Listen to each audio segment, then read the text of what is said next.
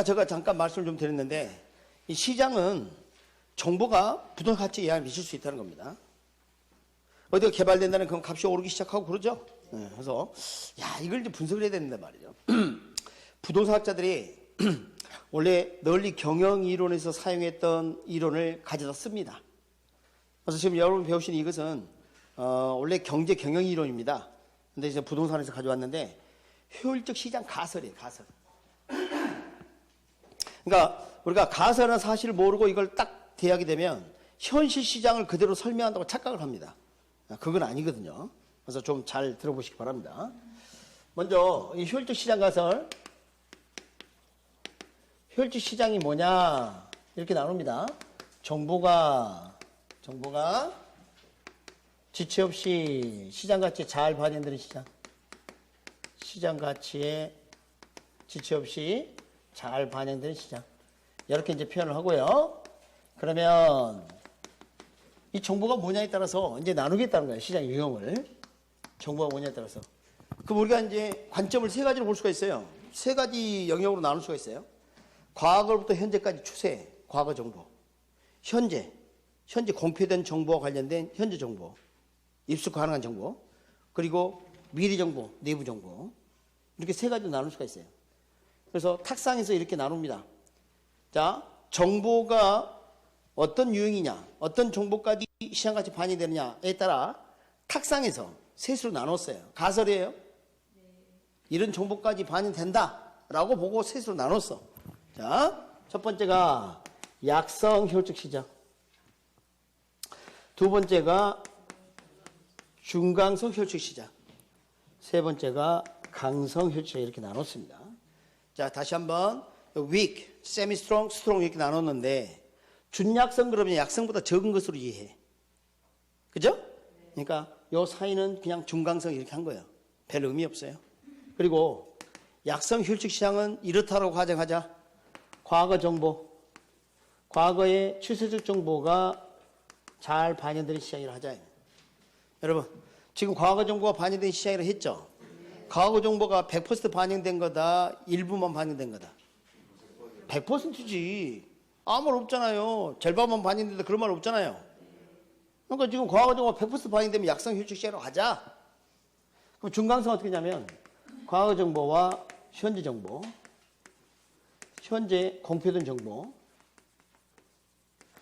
이 두 가지 정보가 100% 반영된 시장을 뭐라고 하자? 중강성 효율적 시장이라고 하자.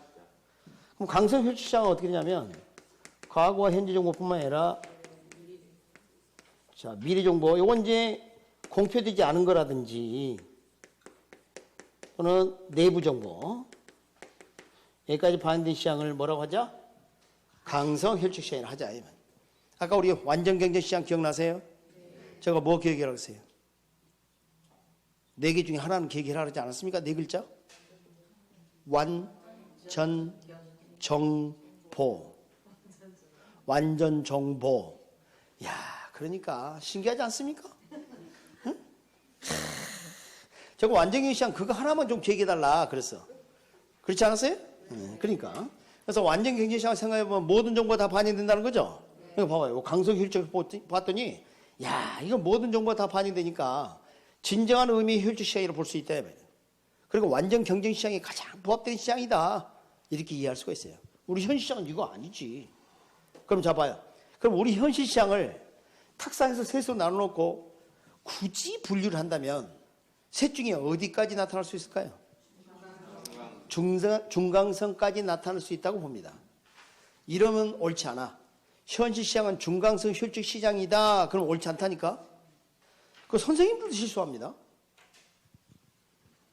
이거 안 돼요. 그러면 여러분 현실 시장이 중강성 효율적 시장이다. 그럼 어때요? 과거 정보와 현재 정보가 100% 반영돼야 한다니까? 현실이 그래요? 그건 아니지. 그러니까 우리가 미래 정보까지 반영이 안 되고 나타나면 최대치가 이 정도 되지 않을까 이렇게 보는 것이지. 현실 시장이 중강성 효율적 시장이다. 그럼 옳지 않다니까? 그래서 이런 표현을 써요. 그 효율성의 정도는 나라마다 다를 수 있다. 그래서 그런 표현을 쓰는 거야, 일부러. 그런 표현이 나오는 이유가 그것 때문이야. 자, 봐요. 자, 봐요. 과거, 현재 정보가 반영되는 거 봐요. 한국 주식시장과 미국 주식시장은 최대치가 중강성까지 나타날 수 있다고 볼 수는 있어요. 그러나 그 효율성의 정도는 다르다니까. 미쿡하고 한쿡은 동일하다 볼 수는 없어요. 유사하지만. 안 그래요? 자, 그럼 다른 얘기로. 제가 지금 여러분에게 현재 학습 정보를 제공하고 있죠. 동일한 내용을 제공하고 있는데도 불구하고 그것을 이해하는 정도는 다르다니까. 이것도 이해를 못한다니까. 자, 그렇게 좀 해주시기 바랍니다. 그래서 나는 참 그런 게 좀 안타까워. 모의고사 같은 거 보면 막 그런 거 실수를 합니다. 정확하게 좀 해줘야 되는데. 그래서 여튼 강성은 중강성보다 큰 개념이에요. 탁상에서 나눈 거예요. 그래서 약성은 중강성에 포함된다 이렇게 볼 수 있겠죠. 여기까지 됩니까? 자, 그러면 이제 뭐를 좀 할 거냐면, 그럼 우리가 정보를 분석한다 했을 때 정보 분석은 인간이에요. 맞습니까? 네. 정보 분석 누가 인간이야지. 그래서 분석을 둘로 나눠요. 기술적 분석, 테크니컬 어널리시스. 두 번째, 기본적 분석, 펀더멘털 어널리시스. 이렇게 둘로 나눠요. 그럼 이 기술적 분석은 과거 추세적 정보, 과거 추세적 정보까지 분석을 하게 되면 우리가 기술적 분석으로 불러줘요. 근데 이 기본적 분석은 현실적으로 쉽지는 않아요. 우리가 목표로 하는 건 맞지만. 그래서 과거 정보와 현재 공표된 정보까지 분석을 하면 정말 좋겠죠. 그래서 이걸 기본적 분석이라고 해요. 그러니까 우리가 지금 목표로 하는 것은 여기까지 하면 대단한 거예요. 현실적으로 쉽지 않습니다, 사실은. 최대치가 이거야. 여기까지 분석하는 게. 여러분, 기본적 분석하기 쉽지 않다는 거 이야기해 볼까요? 돌아서면 과거거든. 여러분, 그 주식시장에 분석을 하고 그래프 그리고 막대 그리고 그런 거 있죠? 다 기술적 분석이야. 과거치지. 현재치는 바로 반영되자마자 과거치가 돼버리는 거예요. 그래서 이게 쉽지가 않단 말이죠. 그 미래 정보를 분석하는 게 있을까요? 여러분이 미래 정보를 어떻게 분석해, 인간이? 아, 있다. 길에 보면 그 돗자리 깔고 앉아 계신 분. 근데 그 오늘 돈 벌라고 집에 가다가 소매치기 당한다는 거 아닙니까? 아, 지 미래도 모르는데 여러분 미래를 그래서 가지 않도록 합니다. 예? 그럼 그걸 왜 봐, 그런 걸. 근데 좋은 일이 있을 거라고 하면 왠지 기분은 좋죠. 그러니까 상담이야. 그냥 기분 위로받으러 가는 거예요, 위로. 그러니 성당 가서 기도 한 번 더 하는 게 낫겠다. 안 그래? 그쵸? 그게 더 낫지. 차라리 뭐 거기서 그 돈을 거기다 복제를 넣어. 아이고, 우리 집사람도 그냥 있잖아. 내년에 좋아진대. 그러면 기분은 좋더라고. 기분만 좋을 뿐이야, 그냥. 한 번도 좋아진 적이 없어. 여하튼 간에, 자, 이렇게 해서 분석을 두 가지로 나눴습니다. 가설입니다. 잘 봐요. 어떤 사람이 여기서 기술적 분석을 했다는 거 아니에요? 그럼 어떤 일이 벌어질까요? 가설이, 여기는 과거 정보가 100% 반영되고 있는데, 과거 정보를 열심히 분석하면 남들보다 우수한 정보를 얻을 수 있는 것은 없어요. 여기가 석기 시대인데 석기 들고 나타나봐야 별 차이 없다니까? 알았습니까? 그러니까, 아까 우리 정상이윤과 초과이윤 배웠죠? 정상이윤은 얻을 수 있을지 몰라도 초과이윤은 얻을 수 없어요. superior information, 우수한 정보라는 게 있을 수 없기 때문입니다. 그래서 초과이윤이 불가능합니다. 동의하시죠? 근데 이런 데는 만약에 이런 시장이 있다면, 만약에 현지 정보나 미래 정보가 있다면 초과이윤을 얻을 수 있겠죠? 그럴 때는 초과이윤이 가능할 수 있어요. 자, 이건 어때요? 어떤 사람이 약성 혈주 시장에서 기본적 분석을 하고 있대. 그럼 그 사람 무슨 정보까지 입수한 사람이에요? 현지 정보 이거 같지. 이거 하면 기본적 분석을 가지고 있는 것과 똑같아. 기본적 분석. 기본적 분석을 하는 사람이 있다면 그것은 현지 정보를 입수한 사람이지. 그런 사람 초과이윤을 얻을 수 있겠죠. 잠깐 이거 봐봐요. 이 기술적 분석을 여기서 하면 어떻게 돼요? 석기 들고 청동기 시대에 나타나는 거랑 똑같아. 여기서 하면 어떻게 돼요? 석기 들고 철기 시대에 나타나는 거랑 똑같아. 그냥 찔려 죽고 잘려 죽고 그래. 응? 안 그래요? 그럼 여기서 어떤 사람이 기본적 분석을 한다. 그럼 어떤 상황이 될까요? 지금 봐봐요. 철기 시대, 청동기 시대, 청동기 들고 나타난 거예요. 초과를 얻을 수 있어요, 없어요? 없어요. 여기는 철기가 있으면 좋겠네요. 느낌이 와요? 그래서 여기서 미리 정보가 있다면 초과인을 얻을 수 있죠. 초과인 가능하다. 여러분, 초과인을 얻을 수 없다는 이 표현하고 정상 이윤도 얻을 수 없다, 그렇게 이해하시면 안 돼? 초과인이 불가능하다 그랬지 언제 정상이윤 얻지 못한다 그랬어요? 자신이 노력한 만큼 볼 수 있다니까. 가능합니다, 그것은. 여기서는 이렇게 되고. 자, 여기는 어때요? 분석 불필요합니다. 분석 불필요. 아니 모든 정보가 다 반영되는데 무슨 분석을 해? 다 알고 있는 걸 분석합니까? 지금 1시 18분이에요. 1시간 뒤에는 몇 분이에요? 몇 시 몇 분이에요? 2시 18분이지. 그걸 분석해 안 해? 똑같다니까. 아까도 한번 이야기했잖아요. 아는 걸 왜 분석하냐고. 그죠? 왜 분석해? 사람들이 좀 그래. 다 결혼하고 나면 잡힌 물꼬리라 생각해가지고 응? 태만해지고 말이지. 항상 분석을 해야 돼. 그래서 여기서는 정보를 가지고 뭐 할 수 없다? 초과는 얻을 수 없다. 이 말이에요. 오케이? 자, 또 묻겠습니다. 우리 현실시장은 어디까지 가능할 수 있다고 봐? 중간선까지. 최대치야 그게. 그걸 넘어서기 쉽지가 않아. 그러면 현재 정보를 제가 공표합니다. 알았습니까? 현재 정보. 제가 눈 마주쳤죠? 자, 어느 지역이 지금 토지를 그것을 1억에 사면 1억 5천 대팔 수 있대. 곧 개발될 거니까. 양도 차익이 얼마예요? 5천만 원. 그럼 초과를 얻을 수가 있다고. 맞습니까? 그 정보를 제가 알고 있었어요. 근데 그 정보를 제가 이분에게 팔았어. 왜? 나는 1억이었거든. 근데 이분은 돈을 가지고 있어. 그래서 이분이 정보를 입수하면서 저한테 고맙다면서 돈을 좀 줬어요. 2천만 원. 양심 있게 생기지 않았습니까? 그래서 자기가 지금 초과에는 5천만 원 얻을 수 있지만 정보를 입수한 대가로 2천만 원을 지불했다면 그래도 이분은 초과에는 3천만 원 얻을 수 있는 거죠? 네. 이런 경우 제가 정보를 allocation, 할당을 할 때 이분에게만 했죠? 네. 그럼 뭐라 하냐면 할당 비효율적. 알았습니까? 할당 효율적이지 못하다 이렇게 해요. 그럼 이분은 초과에는 얻을 수가 있어요. 제가 할당을 이분에게만 했거든. 근데 만약에 모두에게 할당하면 어떤 일이 벌어질까요? 옆에 계신 분을 봐봐요. 더 양심적으로 생기지 않습니까? 3천만 원 주겠다는 거예요. 그래도 2천만 원 남으니까. 저 뒤에 계신 선생님은 저는 4천만 원 주겠습니다. 그래도 1천만 원 남다. 제일 뒤에 계신 분 뭐라 하냐면 4,999만 9,990원 주겠습니다. 그래도 10원 남잖아. 이런다. 아까 우리 이런 걸 배웠는데 경쟁은 무엇을 소멸시킨다? 그거야, 그거. 그래서 할당 효율적이 되게 되면 경쟁을 통해서 초과이 소멸된다는 겁니다. 이 정보 가치가 5천만 원을 했었을 때 이 정보를 입수하는 비용도 5천만 원이 돼버린다는 거예요. 그래서 위험을 감안할 때 부동산 투자 수익률과 다른 투자 수익률이 서로 같도록 할당되었음을 의미 무슨 말이냐고? 부동산에 투자했을 때는 5% 수익률을 얻게 되는데 다른 사업에 투자했을 때 2% 수익률을 얻게 된다는 사실을 모두 알고 있다면 다 부동산에 투자합니다. 그럼 부동산 가격이 싸져요? 비싸져요? 비싸죠. 초과이 사라진다니까. 이해하셨어요? 네. 그런 경우 뭐라 한다? 할당 효율적이다. 이렇게 합니다. understand? 네. 여러분 그 50페이지 하단을 보면 50페이지 하단 찾으셨어요? 네. 그래서 할당 효율성과 그 개념과 뭐 균형 나와 있어요. 1번 부동산 투자와 다른 투자 대안에 따른 위험을 감안했을 때 부동산 투자 수익률과 다른 투자 수익률이 서로 같도록 자원이 할당되었음을 의미하고 궁극적으로 임대료 수익률과 다른 투자 대안의 수익률이 같아지는 수준에서 균형을 이루게 된다. 이 말이에요. 우리 부동산 투자는 제가 뭐라 했어요? 임대사업이라고 그랬죠? 그러니까 이런 말이 나오면 같은 이야기다 이렇게 하시면 되는 거예요. 얘가 이해되십니까? 자, 부동산 가치 계산은 좀 이따, 부동산 정보 가치는 좀 이따 하도록 하고요. 그 51페이지 가운데쯤 보면 동그라미 2번에 부동산 투기가 성립되는 이유 그거 나와 있죠? 그거 좀 먼저 하겠습니다. 그걸 먼저 하겠습니다.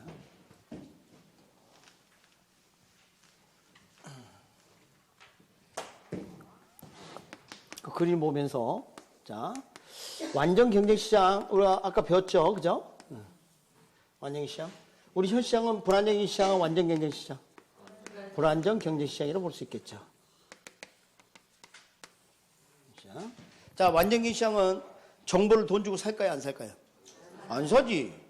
정보 사세, 너 그 토지 1억 3, 1억 5천 대판다고 그 얘기 하려고 그러지, 너. 그 몇 번째 토지 다 알아. 그러니까 여기는 정보 비용이 있다, 없다? 정보 비용 없다니까요. 정보 비용 뭐 없습니다. 그럼 우리 현 시장은 어떤 거예요? 불안정 시장이죠? 1번, 정보 비용이 있다.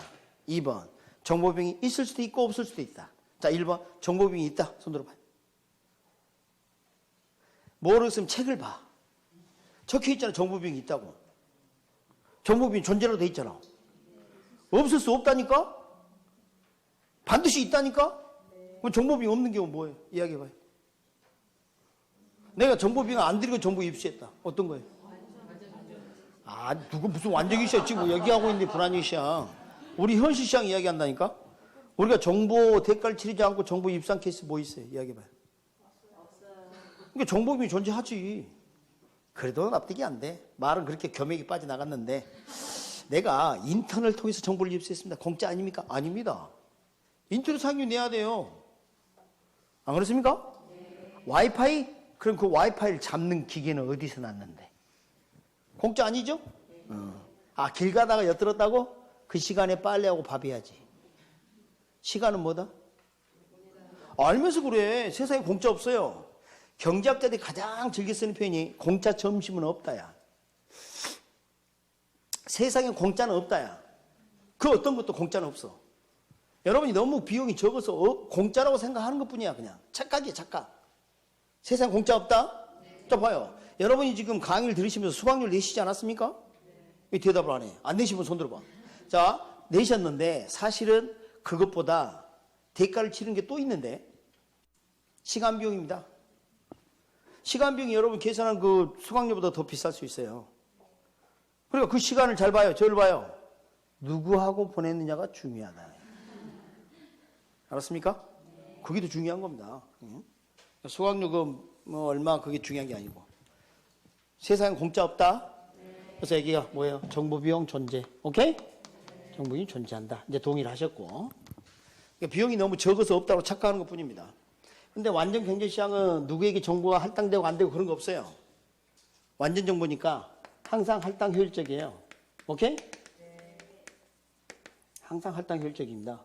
근데 우리 현 시장은 두 가지가 될 수 있어요. 아까 본 바와 같이.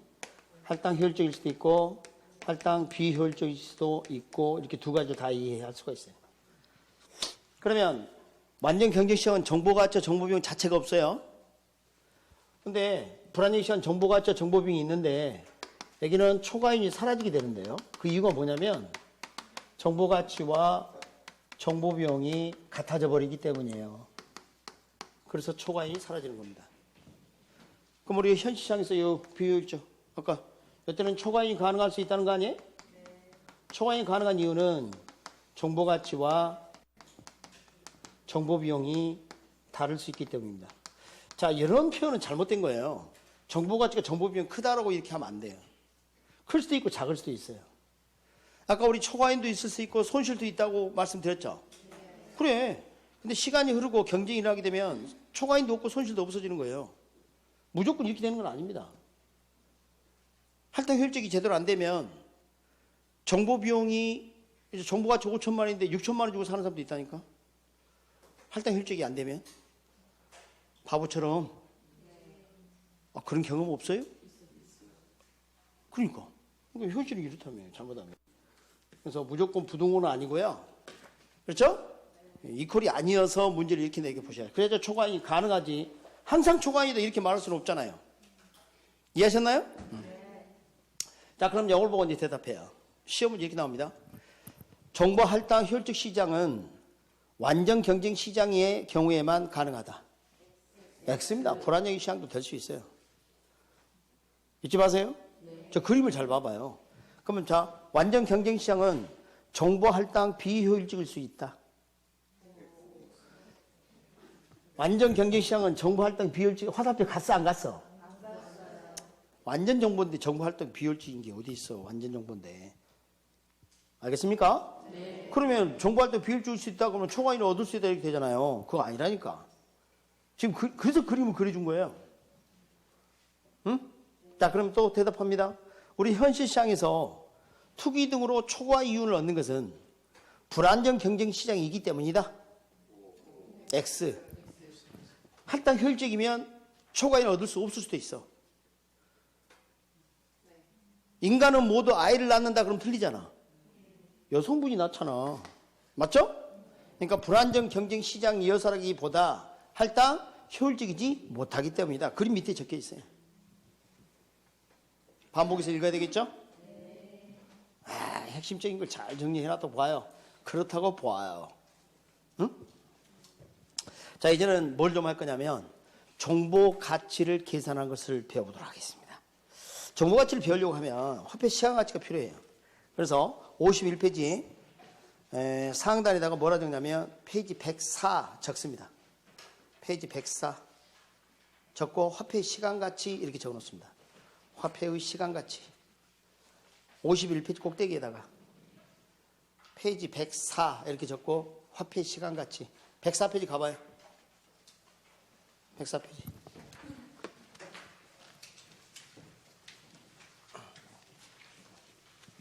여러분 그 책에 밑줄 긋을 때 저를 봐요. 우리 이제 그 수험생들이 중압감이 좀 시달리는 경우가 있는데 밑줄 긋을 때는 절대 볼펜을 하지 않도록 합니다. 연필로 하되 뭐가 이렇게 막 적혀 있어. 이렇게 적혀 있잖아요. 여기 봐봐요. 여기서 밑줄 그을 때 자로 탁 이렇게 했잖아요. 오히려 눈에 안 띄어. 어? 약간 삐뚤삐뚤하다도 이렇게 그어요 그냥. 알았습니까? 자로 긋는 걸 스트레스 받지 말고 훨씬 눈에 잘 들어옵니다. 알았어요? 뭘로 한다? 연필로. 밑줄은 연필로 해요. 빨간 거 파란 거 그거 하지 마. 그냥 연필로 해. 이거 완전이면 완전견이 그러면 강좌하고 싶다고 연필로 동그라미 하나 쳐요. 불완전견이 이렇게 하나. 이런 게 훨씬 눈에 잘 들어와. 한번 해봐. 시험 해봐라니까. 에? 알겠어요? 그리고 마음에 안 들면 지워서 또 다시 하면 되잖아. 우리가 살아가는 것처럼 연필로 쓰니까. 응? 자, 그렇게 하세요. 네, 그래서 이제 우리 수험생들이 자를 가지고 다니면서 그게 스트레스야. 또 자가 막 그냥 빳빳해가지고 안 돼, 이게 막. 그래가지고 뭐 고무 재질로 된 거 사고 막 플라스틱 갖다 쓰고 막 그런. 그거 나중에 그거 보면 별로 안 보여요, 잘. 그렇다 보면 또 다 그렇게 된다? 그럼 전체 안 그은 거하고 똑같아, 그때는. 그러니까 연필로 뭘로 한다? 연필로. 그리고 시험장에도 꼭 샤프 연필 가져가야 합니다. 그 다음에 그 마킹할 때 그 연습하는 거 가르쳐 드릴 거예요. 그러니까 이렇게 그어요, 그냥. 이게 훨씬 눈에 잘 들어와요. 자로 쫙 긋잖아? 그럼 인쇄의 일부분으로 생각해. 그래갖고 별로 안 와, 이게. 그렇게 하지 마요. 그냥 딱 이렇게. 알았어요? 그리고 중요한 거 말이야. 단어 딱 이렇게. 어? 선이 약이 그런 것도. 선. 응? 이렇게. 딱 이렇게 했다가 마음에 안 들면 지우면 되잖아. 네. 응? 지금 저 표현이 뭐예요? 잔소리 그만해. 응? 알았어. 자, 104페이지 폈어요? 자, 104페이지 펴보시면 화폐 시간가치가 이렇게 있지 않습니까? 자, 이거 배워야 돼, 배워. 그래서 어차피 우리가 투자를 해서 배워야 될 건데요. 잘 봅니다. 100만 원이 있어요. 근데 이 100만 원 은행에다 넣어놨어요. 근데 이자율이 연 10%란 거예요. 그럼 여러분, 100만 원을 은행에다 넣어놓고 1년 뒤에 돈을 찾게 되면 원금 100만 원 말고 이자 10만 원만큼 더 받겠네요. 그럼 이걸 이제 계산하는 방법은 여기에다가 곱하기 1.1. 여기서 이 1은 원금 100만 원 계산을 역할해. 여러분 100에다가 1 곱하면 100 나오죠? 그러니까 그 100만 원 계산을 역할해. 그 다음에 0.1은 요 10만 원 계산을 역할해. 그러니까 1.1을 탁 곱하면 원금과 이자가 같이 합산돼서 계산이 되게 됩니다. 논리 이해했습니까? 그래서 지금 여기 현재 가치라면 여기 1년 뒤 미래 가치. 근데 이걸 찾지 않고 그대로 두면 어떻게 돼요? 121만 원이 돼요. 이자가 또 이자를 낳는다고. 그럼 이걸 계산하는 방법은 곱하기 1.1을 곱하면 돼요. 그럼 앞에 있는 이 1은 원금 110만 원을 계산을 역할하고 뒤에 0.1은 이자 11만 원을 계산을 역할합니다. 자, 한번 계산된 이자가 원금에 포함돼서 그게 다시 이자를 낳는 스타일을 복리계산이라 그래요. 이자가 이자를 낳는 것까지 계산하는 걸 뭐라 한다고요? 복리계산. 우리는 별말이 없는 한 복리계산을 원칙으로 합니다. 그럼 이것은 2년 뒤에 미래가치입니다. 근데 이걸 1년 전으로 바꾸려면 어떻게 돼? 고배했던 걸 나눠주면 된다는 거 아니에요? 이걸 이렇게 바꾸는 거냐? 또 나눠주면 되는 거죠. 맞습니까? 이걸 바로 이렇게 바꿔줄 수 있나요? 그렇죠. 1.1을 2번 곱해주면 되는 거 아니에요? 3년 뒤는 3승, 10년 뒤는 10승 이렇게 하면 되는 거죠. 이걸 이렇게 바꾸려면 어떻게 해야 돼? 현재 가치로 바꾸려면. 이렇게 적어. 자, 그래서 이렇게 볼 수가 있어요. 이자리 10%라면 2년 뒤 121만 원은 현재 가치로 100만 원이다. 이렇게 말할 수가 있어요. 자, 동일한 이자율이지만 곱해주는 0.1은 할증률이라고 부른다면 나눠주는 0.1은 할인율 또는 환원율이라는 표현을 씁니다. 두 표현 다 알아야 합니다. 현재 가치로 계산할 때 쓰는 것은 할인율 또는 환원율이라는 표현을 쓴다는 겁니다. 꼭 알아두세요. 지금 여러분은 미래 가치를 현재 가치로 바꾸는 법을 방금 배우셨어요. 다시 앞으로 갑니다. 다시 페이지 51페이지로 옵니다. 자, 51페이지 한번 읽어볼게요. 51페이지 꼭대기 보니까 부동산 가치와 정보 가치 이렇게 돼 있죠. 자, 합리적인 투자자가 최대한 지불할 수 있는 정부 현재 가치는 얼마인가 이렇게 물어본단 말이에요. 자, 첫째, 복합 쇼핑몰 개발 예정지 인근에 1단의 토지, 이 토지가 있어요. 그런데 2년 후 도심에 복합 쇼핑몰이 개발될 가능성이 50% 알려져 있다. 여러분, 개발될 가능성이 50%면 개발되지 않을 가능성은 50%겠죠.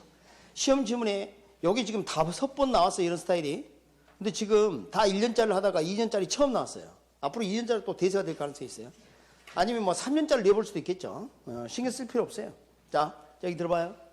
지금 개발될 가능성을 만약에 60% 주어졌다면 개발되지 않을 가능성이 몇 퍼센트예요? 40%. 확률의 합은 1, 100%예요. 항상. 오케이? 네, 그걸 절대 잊지 마세요. 그 다음에 세 번째 줄. 2년 후 도심의 복합 쇼핑몰이 개발되면 이 토지의 가격은 약 4억 8,400만 원. 개발되지 않으면 2억 4,200만 원 예상되고요. 투자자 요구순위 할인율은 몇 퍼센트? 10%. 10%. 요구순위를 주어지면 그걸 할인율로 써라 이런 말이에요. 그래서 요구순위라면 투자론에서도 배울 겁니다. 네, 투자론 배울 겁니다. 요구순위를 할인율로 써라 그 말이에요. 그럼 우리가 이제 정보 가치를 계산할 때는 이렇게 합니다. 정보 가치가 얼마나 될까 계산할 때는 정보 가치는 확실성화의 현재 가치에서 불확실성화의 현재 가치를 차감해서 계산합니다. 확실한 상황하고 불확실한 상황 둘로 나눠. 여러분 이거 뭐 이성을 사귀거나 친구를 사귈 때 확실한 사람이 좋아요, 불확실한 사람이 좋아요? 그러니까 똑같아. 확실한 사람이 현재 가치가 더 크지. 큰 것에서 작은 걸 빼서 그 차이를 정보 가치라고 계산할 수가 있습니다. 먼저 불확실한 상황을 먼저 하겠습니다. 불확실한 상황의 현재 가치. 잘 봐요. 개발되면 얼마라고요? 4억 8,400만 원. 맞습니까? 4억 8,400만 원.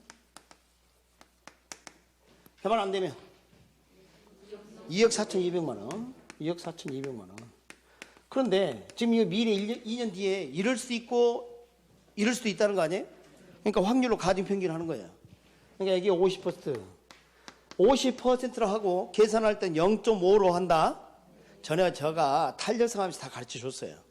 0.5라고 적고 50%로 있고 50% 했을 때는 계산할 때는 몇을 곱해? 0.5. 여기도 마찬가지 0.5 이렇게 해주는 거예요. 이걸 가중평균한다 그래요. 그런데 이것은 2년 뒤의 금액이죠? 우리 지금 이 토지를 지금 당장 현재 거래하고 싶어. 현재 가치가 궁금해. 불확실하다면 이거 얼마에 사고 팔까 이걸 계산하고 싶다고. 근데 이게 지금 뭐예요? 2년 뒤의 금액이죠? 그러면 현재 금액으로 계산하기 위해서 어떻게 돼요? 1.1의 제곱 이렇게 하면 되는 거죠. 답이 얼마예요? 보고 해요 그냥. 3만인가요? 3만 원. 여러분 10,000만 원이 1억이에요. 요즘 만만한 게 1억이거든요. 1억도 없는 사람이 1억을 만만하게 생각한다니까. 그래서 3억. 근데 확실한 상황 한번 볼까요 이제? 확실한 상황의 현재 가치. 4억 8,400만 원이 될 게 확실합니다. 다시 말하면 2억 4,200만 원이 될 가능성은 없다는 거 아니에요? 그럼 여기는 0%, 0.0. 여기는 1.0, 100%. 그러니까 사실 이것만 있어도 되는 거죠? 근데 여기 2년 뒤 금액이죠? 그래서 현재 가치로 계산해야 되겠죠. 그럼 얼마 나온가요? 4만 원. 4억 원이 되겠죠. 자, 이런 이야기입니다. 개발될지 안 될지 불확실한 경우. 주의할 게 있습니다. 확률이 100%가 아니면 다 불확실입니다. 아셨어요? 개발될 확률이 70%, 그렇지 않을 가능성이 30% 하더라도 그것은 불확실이야. 확실이 아니잖아요. 이해하셨어요? 그러니까 불확실하다. 개발될지 안 될지 불확실한 경우에 이 토지는 3억이 거래되는 게 맞고요. 개발이 확실하다면 지금 당장 4억이 거래돼야 되는 게 맞다는 겁니다. 그럼 이걸 확실하게 해주는 것은 정보의 힘 아닙니까? 이 차이만큼이 정보 가치라고 보는 거예요. 그래서 결국은 4만 원에서 3만 원 이렇게 차가면서 정보 가치는 얼마? 10,000만 원, 1억 이렇게 되는 거죠. 오케이? 그런데 자 들어봐요. 정보 가치가 1억인데 어떤 사람이 이 정보를 입수하면서 3천만 원만 지불했답니다. 그럼 이 사람은 현재 시가, 현재가로 해서 현재 가치로 해서 7천만 원의 초과를 당장 얻게 되는 거예요. 맞죠? 근데 만약 이런 경우라면 할당 비효율적인 거예요. 만약 할당 효율적이 된다면 정보 가치가 1억이라 했을 때 이 정보를 입수하는 비용도 얼마가 되어버린다? 1억이 되어버린다면 어때는 초과이 존재하지 않더라. 이해되셨어요? 자.